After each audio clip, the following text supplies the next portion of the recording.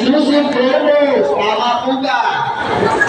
Okay. 1, 2, 3, 4, tama. Tama po ba? Yeah, tama. Sige, ate, bigyan mo na ito. Okay, dito na natin po sa dulo. Alright, dito.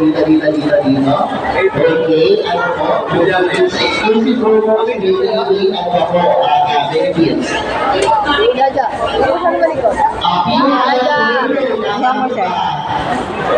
Yan, dito pala marami. Alright, sige, tama po. Okay, sino pa? Yes, ma'am, sa inyo po. Earning points, tama po ba? Ayan, earning points, tama. Okay, so yan po.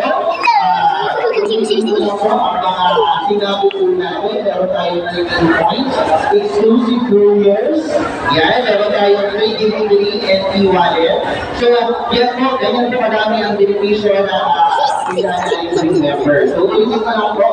Actually, marami pa pong benefits. Like, meron tayong mga events, special events, para sa ating ginagawa. For example, katulad dito, grand size event.